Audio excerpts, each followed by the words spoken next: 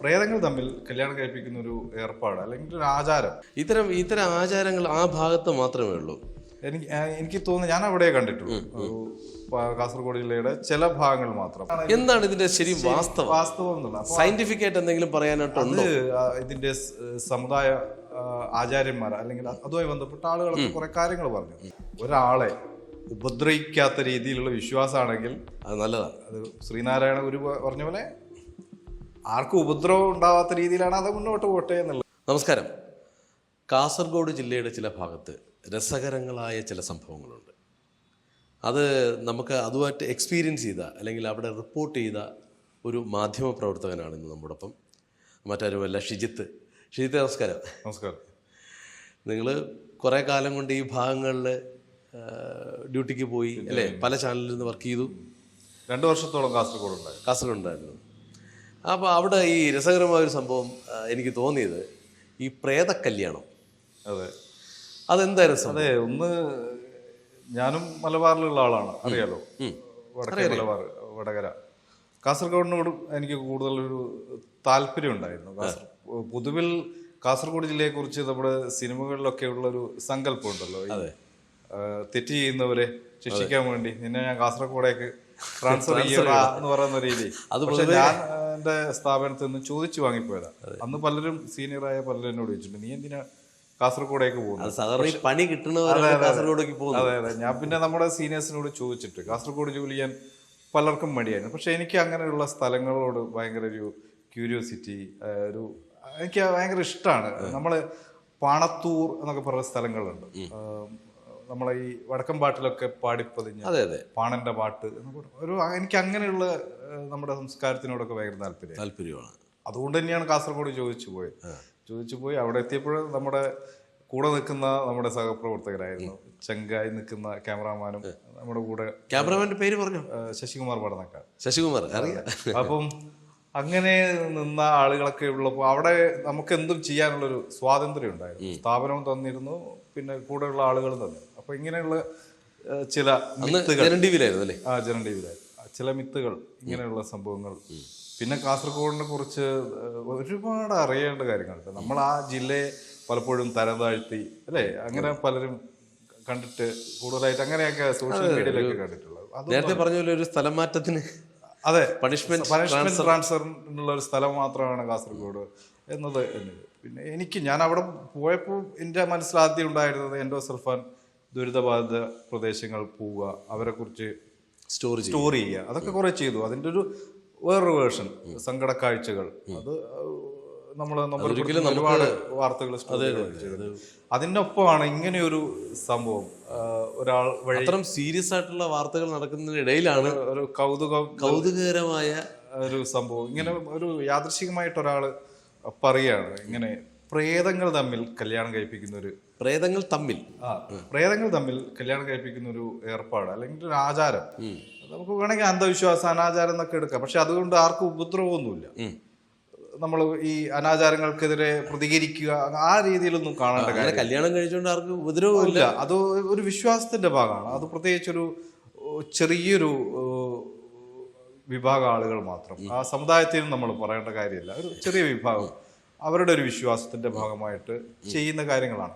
അങ്ങനെ ഇത് എങ്ങനെയാണ് നമുക്ക് ഷൂട്ട് ചെയ്യാൻ പറ്റുക എന്നൊക്കെ ചോദിച്ചപ്പം അവിടെ ഉള്ള ഒരാള്, പേര് പറയുന്നില്ല, ആ ഒരു വഴിയാണ് ഞാനും നമ്മുടെ ക്യാമറ ടീമും ബന്ധപ്പെടുന്നത് മാത്രമല്ല, ഇത് കുറെ ഉള്ളിലേക്ക് പോകണം.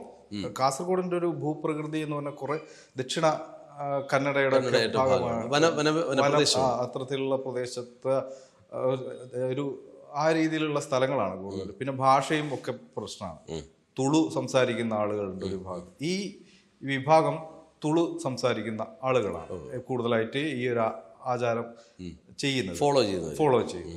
അവരെ രാത്രിയിലാണ് ഈ ചടങ്ങുകളൊക്കെ നടക്കുന്നത്. രാത്രിയിൽ നടക്കുന്നതുകൊണ്ട് ഇതില് വലിയ ദുരൂഹതയും ഒന്നും ഉള്ളതായിട്ട് തോന്നിയിട്ടൊന്നുമില്ല. അത് ചില ആചാരങ്ങളൊക്കെ നമ്മുടെ ക്ഷേത്രങ്ങളിൽ പോലും രാത്രിയിൽ നടക്കുന്ന ചില ചടങ്ങുകളിലെ ആ രീതിയിൽ നമ്മൾ പാലുകാച്ച് ചടങ്ങ് തന്നെ രാത്രിയിൽ തലേ ദിവസം അതെ പല പൂജകളും, അത് കഴിഞ്ഞതിന് ശേഷം ഭഗവതി സേവ, അങ്ങനെയുള്ള പൂജകൾ രാത്രി നടക്കാറുണ്ട്. പലതും നടക്കുന്നുണ്ട്. ചില ചടങ്ങുകൾ സ്ത്രീകൾ കാണാൻ പാടില്ല അതെ എന്നൊക്കെ പറയാം. ആ രീതിയിൽ രാത്രിയിൽ നടക്കുന്നു. അല്ലാതെ രാത്രിയിൽ നടക്കുന്നതുകൊണ്ട് ഇത് വലിയ ദുരൂഹതയാണ്, ചിലരിത് അന്ധവിശ്വാസമാണ്, അനാചാരമാണ്, അങ്ങനെയൊന്നും കാണും. ഇതൊരു കൗതുകമായിട്ട് മാത്രമല്ല നമ്മുടെ ഒരു സംസ്കാരത്തിന്റെ ഭാഗമാണ്. നമ്മുടെ പല നാടുകളിലും തിരുവിതാംകൂറിലുള്ള ആചാരമല്ല വടക്കേ മലബാറിലുള്ളത്. പല നാട്ടിലും പല സമുദായങ്ങളല്ലേ അല്ലേ? അപ്പൊ ആ ഒരു ഡിഫറൻറ്റ് ആണ് എനിക്ക് ഈ നമ്മളിങ്ങനെ ഇരുന്ന് സംസാരിക്കാനായിട്ടൊരു സാഹചര്യം ഉണ്ടായത്. അതെ, എനിക്കും അതാണ്. പെട്ടെന്ന് പ്രേതക്കല്യാണം എന്ന് കേട്ടപ്പോൾ ഞാൻ യൂട്യൂബിലൊക്കെ സെർച്ച് ചെയ്തു. പക്ഷെ കുറെ വീഡിയോസ് ഒക്കെ കണ്ടു. പലരും ഈ ഇതിന്റെ നെഗറ്റീവ് സൈഡാണ്. ഞാൻ അങ്ങനെയല്ല. ഇതിന്റെ ഒരു എന്താണ് ഇതിന്റെ ശരി വാസ്തവം എന്നുള്ള സയന്റിഫിക് ആയിട്ട് എന്തെങ്കിലും പറയാനായിട്ടുണ്ട്. ഇതിന്റെ സമുദായ ആചാര്യന്മാർ അല്ലെങ്കിൽ അതുമായി ബന്ധപ്പെട്ട ആളുകളൊക്കെ കുറെ കാര്യങ്ങൾ പറഞ്ഞു. അതൊരു വിശ്വാസത്തിന്റെ പ്രശ്നമാണ്. അതായത് രാത്രിയിലാണ് ഇത് കാര്യങ്ങൾ നടക്കുക. ഈ ഒരു സമുദായത്തിലുള്ള ആളുകൾ മാത്രമേ ഈ ചടങ്ങുകളിലൊക്കെ പങ്കെടുക്കുള്ളൂ. വൈക്കോല് കൊണ്ട് ഒരു മണവാളിന്റെയും മണവാട്ടിയുടെയും രൂപങ്ങൾ ഉണ്ടാക്കും. അതായത് ഇപ്പം രാജേഷിന്റെ വീട്ടിൽ ഇപ്പം രാജേഷിന് മുമ്പേ പ്രസവത്തോടെ മരിച്ചു പോയ അല്ലെങ്കിൽ ഒരു വളർന്നു വരുന്ന കാലത്ത് മരിച്ചു പോയ ആളുകൾ ഉണ്ടെങ്കിൽ, ഇപ്പം രാജേഷ് കല്യാണപ്രായമായി പെണ്ണന്വേഷിക്കുന്ന സമയത്ത് പെണ്ണൊന്നും ശരിയാവാതെ വരികയാണ്. ആ വരുന്ന സമയത്ത് നമ്മളെന്താ ചെയ്യുക? നമ്മൾ വിശ്വാസപ്രകാരം വിശ്വാസമുള്ള ആളുകളാണെങ്കിൽ ജ്യോത്സ്യന്റെ അടുത്ത് പോകും അല്ലേ? ഈ സമുദായത്തിൽപ്പെട്ട ആളുകളാണെങ്കിൽ അവർ ആദ്യം ചിന്തിക്കുക, ഇങ്ങനെ ഒരാൾ മരണപ്പെട്ടിട്ടുണ്ടോ കുടുംബത്തിൽ മരണപ്പെട്ടിട്ടുണ്ട്. അപ്പം ആ ആത്മാവിന് പെണ്ണ് കിട്ടാതെ അതിന് ബാക്കിൽ വന്ന പിന്നാലെ വന്ന അനിയന്മാരും അനിയത്തിമാരും ഒക്കെ ഉണ്ടെങ്കിൽ അവർക്ക് കല്യാണം നടക്കില്ല. അതിന്റെ ഭാഗമായിട്ടാണ് ഈ പ്രേത കല്യാണം. അതേപോലെ ഒരു വധുവും വേണ്ടേ? അതെ, ഒരു വധു വേണം. ഇപ്പം രാജേഷിന്റെ കുടുംബത്തിൽ ഒരു വരനുണ്ട് എന്ന് കരുതാം. ഇപ്പൊ എന്റെ കുടുംബത്തിൽ ഞാൻ ജനിക്കുന്നതിന് മുമ്പ് മരണപ്പെട്ടു പോയ അല്ലെങ്കിൽ അത്തരത്തിലുള്ള ഒരു സഹോദരി ഉണ്ടായിരുന്നു എന്ന് കരുതാം. ഒരേ സമുദായമാണ്. അങ്ങനെ ഈ സമുദായത്തിന്റെ ആളുകളെല്ലാം ഒത്തുചേർന്ന് ഇവരെ തമ്മിൽ കല്യാണം കഴിപ്പിക്കും. അതാണ് അവരുടെ പേര് പേരൊന്നും ഉണ്ടാവുമല്ലോ. പേര് പറയും. പിന്നെ അതൊക്കെ കൂടുതലായിട്ടും ഓരോ ഏരിയയിലും ഓരോ തരത്തിലുള്ള ആചാരങ്ങളാണ്. പേര്, ജന്മനക്ഷത്രം അങ്ങനെയൊക്കെ പറഞ്ഞിട്ട് ആണ് ചെയ്യുന്നത്. അപ്പൊ ഞങ്ങളിത് ഷൂട്ട് ചെയ്യാൻ പോയി. ഞങ്ങൾക്ക് അതിനു വേണ്ടി ഒരു സൗകര്യങ്ങളൊക്കെ ചെയ്തു തന്നു. പിന്നെ കൂടുതൽ ആളുകളൊന്നും ഇതിൽ പങ്കെടുക്കുകയൊന്നുമില്ല. അപ്പം ഇതിന്റെ സമുദായവുമായി ബന്ധപ്പെട്ട ആളുകൾ ചെറിയൊരു വീട്ടിലേക്ക്, വധുവിന്റെ വീട്ടിൽ വെച്ചായിരിക്കും ചടങ്ങുകളൊക്കെ നടക്കുക. ഒരു വൈക്കോൽ രൂപങ്ങൾ ഉണ്ടാക്കും, 2 എണ്ണം. അതിൽ ഒന്ന് വധു, ഒന്ന് വരൻ. വധുവിന് മുല്ലപ്പൂവൊക്കെ ചൂടിയിട്ട് പൊട്ടൊക്കെ കുത്തി ആ ഒരു സങ്കല്പത്തിൽ തന്നെയാണ്. സാരിയൊക്കെ ചുറ്റി. വരനും ആ രീതിയിൽ ഒരു മണവാളിന്റെ ആ രീതിയിൽ തന്നെ ഉണ്ടാവും. അപ്പം ഒരു യഥാർത്ഥ കല്യാണം രീതിയിൽ തന്നെ. കാരണം വധുവിന്റെ ബന്ധുക്കൾ വരുന്നു, വരന്റെ ബന്ധുക്കൾ വരുന്നു, ആ രീതിയിൽ കല്യാണം കഴിക്കുന്നു. അതാണ് കഴിച്ച് വധുവിന്റെ വീട്ടിലേക്ക് വരനെ. അങ്ങനെയാണോ? അങ്ങനെയാ. വധുവിന്റെ വീട്ടിൽ വെച്ചാണ് ഈ കാര്യങ്ങളൊക്കെ ചെയ്യുന്നത്. കല്യാണം നടക്കുന്ന വധുവിന്റെ വീട്ടിൽ. അപ്പം ഇതൊരു രസകരമായൊരു സംഭവമാണ്. അതില് സദ്യയൊക്കെ ഉണ്ടോ? അപ്പൊ ഭക്ഷണം സദ്യ എന്നുള്ള രീതിയിലല്ല. അവിടെ അന്ന് വരുന്ന ആളുകൾക്ക് ഭക്ഷണമൊക്കെ കൊടുത്ത് പിരിയുക എന്നുള്ളതാണ്. അതോടുകൂടി ഇവരുടെ ഈ കല്യാണം മുടങ്ങുന്ന ഒരു പ്രശ്നം ഉണ്ടാവുമല്ലോ, അത് പരിഹരിക്കപ്പെടുന്നു. ഈ ആത്മാക്കൾ സന്തോഷവന്മാരായി പിന്നീട് അവരുടെ ലോകത്ത് ജീവിക്കുന്നു എന്നാണ് സങ്കല്പം. ഇത് ഒരു രസകരം എന്ന് തന്നെയല്ലേ തോന്നുന്നത്? തീർച്ചയായും. ഇത്തരം ആചാരങ്ങൾ ആ ഭാഗത്ത് മാത്രമേ ഉള്ളൂ. എനിക്ക് തോന്നുന്നു, ഞാൻ അവിടെ കണ്ടിട്ടുള്ളൂ. കാസർഗോഡ് ജില്ലയുടെ ചില ഭാഗങ്ങൾ മാത്രം. എനിക്ക് തോന്നുന്നത് ഈ കർണാടകയോട് ചേർന്ന് നിൽക്കുന്ന ചില പ്രദേശങ്ങളുണ്ട്, അവിടെയാണ് കൂടുതലായിട്ട് കണ്ടത്. ഇത് ഇപ്പോഴും പല ആളുകളും ആചരിച്ചു വരുന്നൊരു അനാചാരം എന്ന് പറയാൻ പാടില്ല, ആചാരം എന്നുള്ള രീതിയിൽ തന്നെ ആചരിച്ചു വരുന്നുണ്ട്. നമ്മൾ ഈ കർക്കിടക വാവ് ബലി സമയത്താണ് കൂടുതൽ നമ്മുടെ പൂർവികരോ അല്ലെങ്കിൽ നമ്മൾ മരണപ്പെട്ടവരെയൊക്കെ നമ്മൾ ആലോചിക്കുന്നത്. ഇതൊരു വിവാഹം നടത്തുക എന്ന് പറയുമ്പോൾ അത് വീണ്ടും ഒരു നല്ലൊരു കാര്യമാണ്, അല്ലെങ്കിൽ അവർക്ക് അങ്ങനെ ഒരു മനസ്സിൽ അങ്ങനെ ചിന്ത? ഞാൻ കരുതുന്നത് ആ രീതിയിൽ തന്നെ. കാരണം വിവാഹം എന്നത് ഏതൊരു മനുഷ്യൻ്റെയും, ഇപ്പം വലിയ ഫെമിനിസവും ഈ സംഘം വലിയ ഇതൊക്കെ വന്നു എന്നല്ലാതെ വിവാഹം എന്നത് വലിയൊരു സങ്കല്പവും അത് ഏതൊരു മനുഷ്യന്റെ ആവശ്യകതയുമാണ്, അല്ലേ? അതെ, നാളത്തെ തലമുറ, സമൂഹത്തിന്റെ നിലനിൽപ്പിന് തന്നെ ആവശ്യമാണ്. അപ്പം ഇപ്പം ജനിച്ച് ഒരു 5 വയസ്സിൽ അല്ലെങ്കിൽ പ്രസവത്തോടെ മരിക്കുന്നു, അതും ഈ ഭൂമിയിൽ ജനിച്ചതിന് ശേഷമല്ല അതിന് മരണം സംഭവിക്കുന്നത്. തീർച്ചയായും ഇത്തരമുള്ള ആളുകൾക്കും വിവാഹം ഏറ്റവും പ്രധാനപ്പെട്ട ഒന്നാണ് എന്ന് പഠിപ്പിക്കുന്നു എന്നുള്ളതല്ലേ? തീർച്ചയായും അങ്ങനെയൊരു ആ രീതിയിലാണ് ആ പോസിറ്റീവ് അവരുടെ ഒരു തിങ്കിങ് ആ ഒരു ലെവലിലാണ്.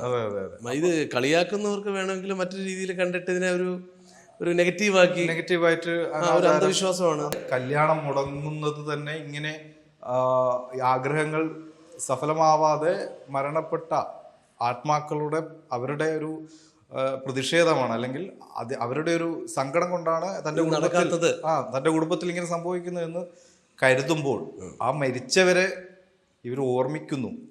അതവിടെ ഒരു പോസിറ്റീവ് അല്ലേ? തീർച്ചയായും. ഇത് ഇപ്പോ ചില മന്ത്രിമന്ദിരങ്ങളിൽ നിന്നൊക്കെ ചില താളിയോലകളും കൂടപത്രവും ഒക്കെ അത് ഈ കേരളത്തിൽ തന്നെ നടക്കുന്നത്. ചില രാഷ്ട്രീയ നേതാക്കളുടെ കൂടപത്രം, അതെ, ഇത് ഞാൻ എടുത്തു തരാം എന്നൊക്കെ പറഞ്ഞിട്ട് പൊട്ടിട്ട ചില നേതാക്കൾ പൊട്ടിടാതെ പോയി. മറ്റേ കർണാടകയിലെ ഉപമുഖ്യമന്ത്രിക്കെതിരെ കേരളത്തിലെത്തി കൂടോത്രം ചെയ്തു വലിയ വാർത്തയായിരുന്നില്ലേ? വലിയ വാർത്തയായിരുന്നു. അപ്പോൾ ഇത് ഒരു ഈ പരിഷ്കൃതമായി നമ്മൾ ജീവിക്കുന്നു എന്ന് പറയുമ്പോഴും രാഷ്ട്രീയക്കാരും ഇതിലൊന്നും ഒട്ടും പിന്നിലല്ല. ആരും പിന്നിലല്ല.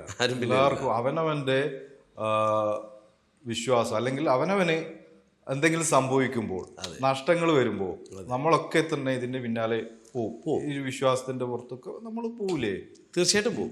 ഇതിൽ ഞാൻ കണ്ടത്, എനിക്ക് പെട്ടെന്ന് അവിടെ കാസർഗോഡ് എത്തി കുറച്ച് ദിവസം ഒന്ന് ഈ എൻഡോസൾഫാന്റെ വാർത്തകളൊക്കെ ചെയ്ത് ആകെ മൂഡ് ഓഫ് ആയിരിക്കുന്ന സമയത്ത് നമുക്ക് വേറെ എന്തെങ്കിലും ഒന്ന് വേണ്ടേ?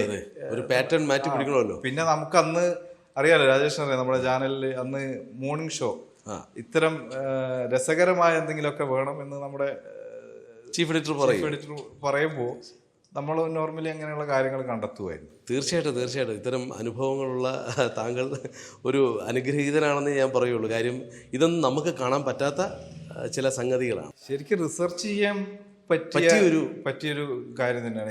ഞാൻ ഈ പറഞ്ഞതിൽ തന്നെ തെറ്റുണ്ടോ എന്ന് എനിക്കറിയില്ല കേട്ടോ. ഞാൻ അന്നത്തെ ഒരു ഓർമ്മ വെച്ച് മാത്രമേ ഇപ്പം പറഞ്ഞിട്ടുള്ളൂ. അന്ന് നമ്മളെ സഹായിച്ച ആളുകളൊക്കെ ഉണ്ട്. നമുക്ക് കൂടുതൽ കാര്യങ്ങൾ കൂടുതൽ അറിയാൻ സാധിക്കുമെങ്കിൽ അവരോടൊക്കെ റിസർച്ചിന്റെ ഭാഗമാക്കേണ്ടതാണ്. തീർച്ചയായും അനാചാരം എന്ന രീതിയിലൊന്നും എടുക്കേണ്ട കാര്യമൊന്നുമില്ല. അങ്ങനെയാണ് നമ്മുടെ വിശ്വാസങ്ങളൊക്കെ തന്നെ. എല്ലാം നോക്കുകയാണെങ്കിൽ എല്ലാ മത വിശ്വാസത്തിന്റെയും കുറച്ചെങ്കിലും അനാചാരം ഉണ്ടാവും. അമ്പലവിശ്വാസത്തിലായിരുന്നു, തെക്കത് സങ്കല്പത്തിലായിരുന്നു നമ്മൾ പല ദേവതകളെ അവിടെ ആചരിക്കുന്നു, പൂജിക്കുന്നു. യക്ഷിയമ്മ, തമ്പുരാൻ എന്നൊക്കെ പറഞ്ഞ ഒരുപാട് സങ്കല്പങ്ങളുണ്ട്. അപ്പൊ അതൊക്കെ അനാചാരത്തിന്റെ ഭാഗം ആകേണ്ടി വരും ചിന്തിക്കുകയാണെങ്കിൽ. യക്ഷി കൂടിയിട്ട് ആണിയടിക്കുന്നു, അതെ, കുറ്റിയടിക്കുന്നു. അതൊക്കെ വിശ്വാസമുള്ളവർ അതിന്റെ പിന്നാലെ പോയിക്കോട്ടെ. ഒരാളെ ഉപദ്രവിക്കാത്ത രീതിയിലുള്ള വിശ്വാസമാണെങ്കിൽ അത് നല്ലതാണ്. അത് ശ്രീനാരായണ ഗുരു പറഞ്ഞ പോലെ ആർക്കും ഉപദ്രവം ഉണ്ടാവാത്ത രീതിയിലാണ് അത് മുന്നോട്ട് പോട്ടെ.